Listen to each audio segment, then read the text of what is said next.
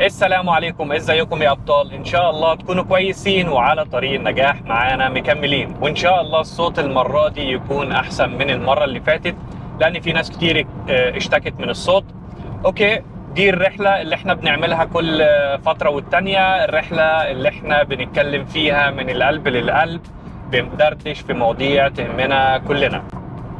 في الفيديو ده انا هتكلم عن مصطلح ممكن يكون جديد بالنسبه لناس كتير، حتى كان جديد بالنسبه لي، الا وهو تعفن الدماغ. ايوه، تعفن الدماغ. ايه ده؟ هو الدماغ بيتعفن؟ طبعا، كل حاجه بتعفن يا شباب اليومين دول. بس عاوز قبل ما نبتدي في الفيديو، عاوز كل واحد منكم يا شباب، عشان نعمل احصائيه كده. انا ان شاء الله هجمع التعليقات دي واعمل احصائيه كده برضو ونتكلم عنها في فيديو ان شاء الله. انا عاوزك تكتب حاجتين في التعليقات.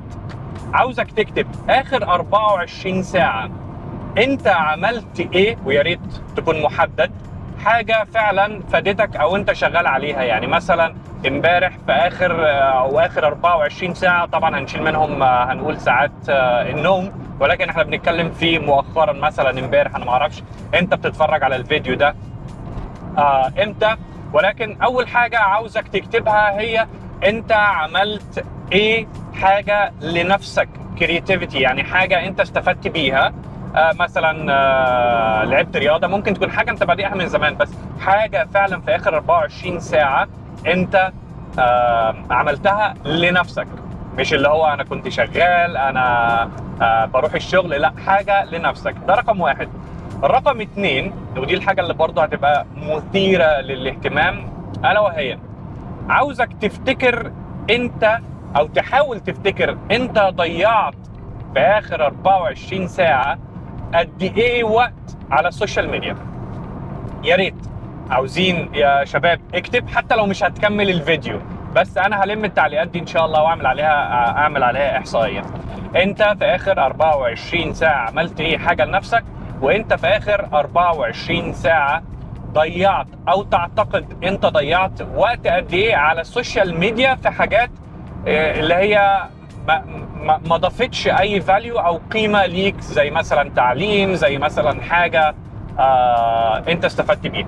طيب، نخش في الفيديو على طول. ايه يا عم احمد المصطلح اللي هو بتاع تعفن الدماغ ده؟ في مصطلح مجازي ابتدى يستخدم مش من بعيد عن تعفن الدماغ. طيب، التعفن الدماغ ده بيحصل يا شباب بسبب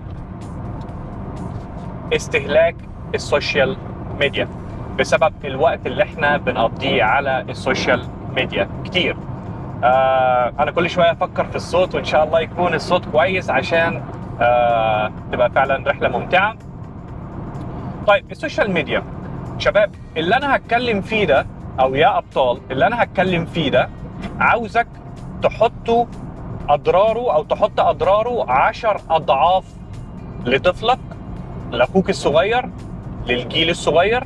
مش 10 اضعاف، انا عاوزك 20 مره، وانت هتفهم ليه. برضو من الحياة اللي احنا شايفينها، او من سلوك اطفالنا دلوقتي. رقم واحد خطر من السوشيال ميديا، الا وهو قلة التركيز.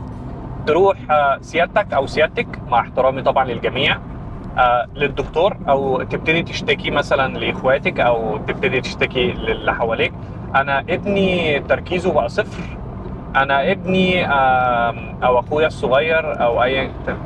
باشا، انت نفسك تركيزك بقى صفر بسبب الفيديوهات القصيرة اللي قاعدين نتفرج عليها، وننط من فيديو للتاني، من فيديو للتاني.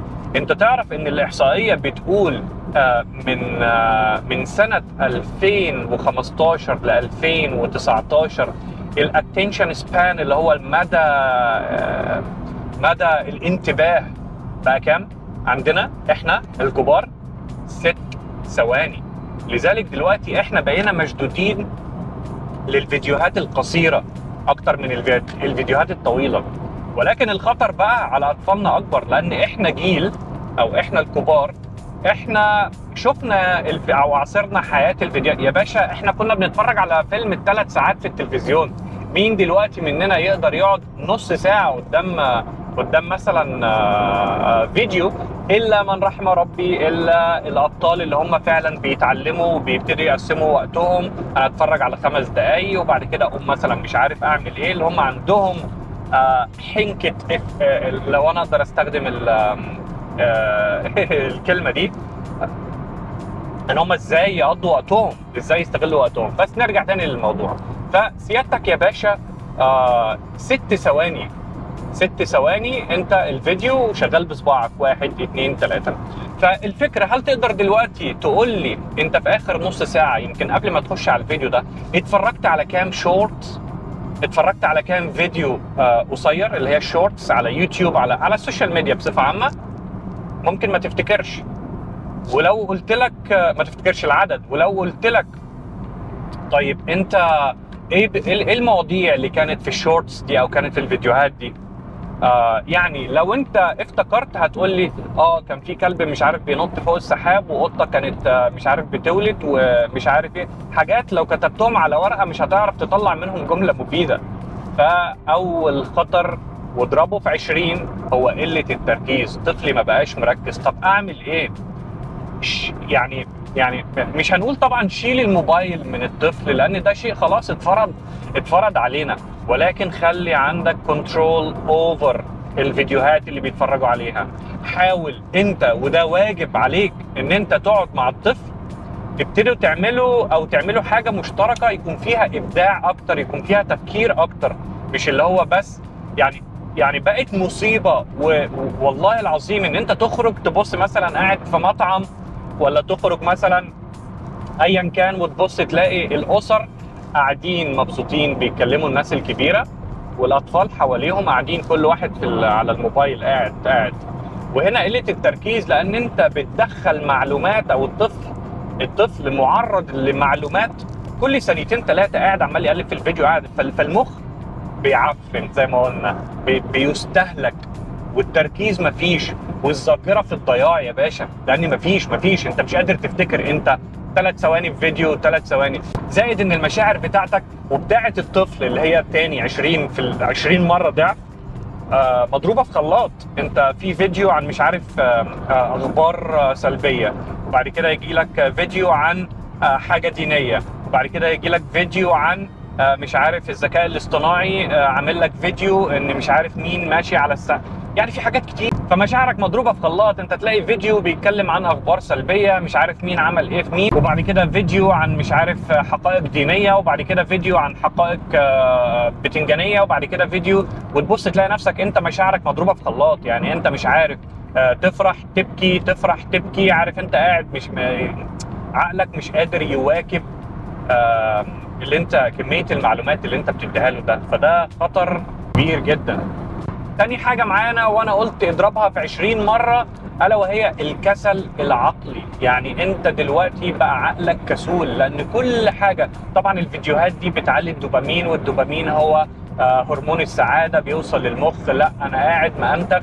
طيب فكر كده، انت مثلا لما بتبقى قاعد على الفيديوهات دي، لو حبيت ان انت، او لو عندك نيه ان انت تقوم تعمل حاجه، كام في المية بتقوم تعملها لو انت قاعد بقى دخلت في دايره السوشيال ميديا من فيديو لفيديو لفيديو؟ مفيش. الحاجه الوحيده اللي هتخليك تقوم فعلا حرفيا هو ان انت في خطر، كلب بيجري وراك، اسد قرب ياكلك، مش عارف وقعت في بحيره كلها تماسيح. دي الحاجات اللي هتخليك، لان ده السرفايفل مود اللي هو باي نيتشر، او هو ده الفطره بتاعتنا. لكن انت تبقى عندك تحكم اوفر او عن الحاجات اللي انت بتتفرج عليها، وان انت تقدر تقول انا هقوم دلوقتي اعمل، او انا هقسم وقتي، او انا هخلق عاده، او هيبقى عندي انضباط ذاتي، او ايا كان. مفيش، زيرو يا باشا، الا من رحم ربي، الا الابطال ان شاء الله باذن الله. وده اللي احنا بنحاول في القناه ان احنا نعالجه، وان احنا نكون رايحين في اتجاه اللي هو الانتاجيه الاكثر. طيب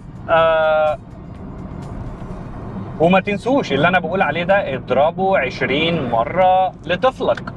فما تجيش تروح تقول انا طفلي بقى كسول جدا، طفلي بقول له روح اعمل مثلا الحاجه، او هات لي كذا، او ذاكر، او مش عارف ايه، ولكن كسول. فلا، انت نفسك بقيت كسول، انت نفسك قاعد من فيديو لفيديو، ما عادش فيه ابداع، ما عادش فيه كرياتيفيتي الا من رحم ربي. المشكله الثالثه معانا، وبرضه بقول لك اضرب في 20، التشتت وعدم او قله الصبر. يعني دي حاجه ممكن تشوفها في الطفل. طفلي دايما متشتت، مش عارف اكلمه، مش مركز معايا، ما عندوش صبر، دايما منفعل، دايما عنده ردود عنيفه، دايما عنده وتبص تلاقي فعلا لو تفتكروا تبص تلاقي مثلا طفلك بيقلد حركه شافها في فيلم، مثلا بيضرب في اخوه، بيضرب في اخته، مش عارف ايه، ده كله من حركه او من حاجه شافها مثلا في فيلم كرتون، شافها على السوشيال ميديا. وطبعا مش هنقول ان في تلاعب بعقول اطفالنا، مش هنخش في الموضوع ده، ولكن كلنا سمعنا تلاعب بعقول اطفالنا عشان يبتدوا يزرعوا فيه افكار سامه، بحيث ان هم الجيل ده يطلع متبرمج على الفورمات او التشكيله اللي هم عاوزينها. فلا، لازم يكون عندنا تحكم. فانت ما تجيش تشتكي وتقول طفلي دايما متشتت، طفلي ما عادش صبور، وانت يا باشا او انتي مع احترامي للجميع سايباله الموبايل وقاعد بيتفرج من فيديو للتاني. الحياه سريعه قدامه، عقله بقى سريع ومشتت. فما تجيش تحاول تقول له لا احنا الدنيا بتاعتنا المفروض تبقى مترتبه، لا، هو الدنيا بتاعته مش مترتبه، ده هو قاعد عمال يتفرج على فيديوهات عشوائيه. والنقطة الأخيرة اللي هتكلم فيها عشان الفيديو يبقى سريع، بما إننا بنتكلم عن الفيديوهات السريعة وما نملش من الفيديوهات، هي الإدمان. السوشيال ميديا بتولد إدمان. أقسم بالله أنا كنت في مكان اللي هو فيه فيديو جيمز الأطفال وحاجات زي كده، فأنتوا عارفين اللي هو 3D ولا ال 5D ولا ال 7D، يعني اللي هو ال VR Virtual Reality، حاجة زي كده. والله العظيم الطفل يعني طبعا هو بيبقى قاعد على الجهاز ده، بيبقى لابس النضاره، فشايف كانه هو جوه اللعبه، حاجه زي كده، واللعبه محطوطه على السكرين او على الشاشه بتاعه الجهاز، فانت شايفها، يعني انت من غير النضاره شايف هو بيعمل ايه، لكن هو جوه اللعبه نفسها. فاللعبه خلصت، والله العظيم انا شفت الولد قاعد عمال يحرك صوابعه في الهواء على اساس ان هو معرفش جوه اللعبه حرفيا او حاجه زي كده. والله كمان انا ما بحبش احلف كتير، بس والله حصل قدامي قاعد كانه ماسك الماوس، كانه عمال يتحرك جوه، فخلاص بقى مفصول عن العالم، يعني مش متخيل ان هو في لعبه، لا ده بالنسبه له بقى العالم الحقيقي. فين الماوس؟ حتى من فقد احساسه ان هو ما فيش ماوس او ما فيش ديفايس او موبايل تحت ايده، ولكن هو كان قاعد على الهوا كده على اساس ان هو يشغل اللعبه، او انا ما اعرفش كان ايه في دماغه، ولكن والله العظيم شفتها. دي طبعا بالصدفه، ولكن لو عملنا تحليل وابتدينا نتابع اطفالنا هنبص نلاقي مصايب. دوروا على النت، في حاجات دوكيومنتد اوريدي، في حاجات اوريدي تم توثيقها. فده ادمان، استوعبه والله العظيم. طيب هتيجي دلوقتي وانت قاعد لو وصلت للنقطه دي في الفيديو هتقول لي طب اعمل ايه؟ تاني اعمل ايه؟ معلش، طفلك او الجيل ده اهم من اي شيء، اهم من اي شيء، اهم من نفسك دلوقتي. انت بتبني مستقبلك، فمعلش هتديله الموبايل، اقعد انت وهو باصين في الشاشه وابتدي لاحظ افعاله وردود افعاله، وابتدي قيم سلوكه الى حد ما. ولو لقيته ان السلوك فعلا محتاج ان هو يروح للدكتور او يتعالج، روح دكتور نفساني مثلا، روح اقرا على النت، ثقف نفسك. بلاش، انت ممكن تاخد طفلك وتبتدي تعملوا حاجه فيها نشاط رياضي مثلا، تفرغ الطاقه دي، يبتدي يشوف الحياه بالسلو موشن، بالاورجنايزد، المنظمه، غير ان هو شايف الحياه سريعه تن تن تن تن. لا، يشوف الحياه كده منظمه ويبتدي يفهم، ويبتدي هو يتاقلم على سرعه او البيز بتاع الحياه دي، ويبتدي يخش في السايكل او في دايره النوليدج او المعرفه. لا، ده واجب عليك والله العظيم. ما تجيش تشتكي من طفلك و90% انت السبب.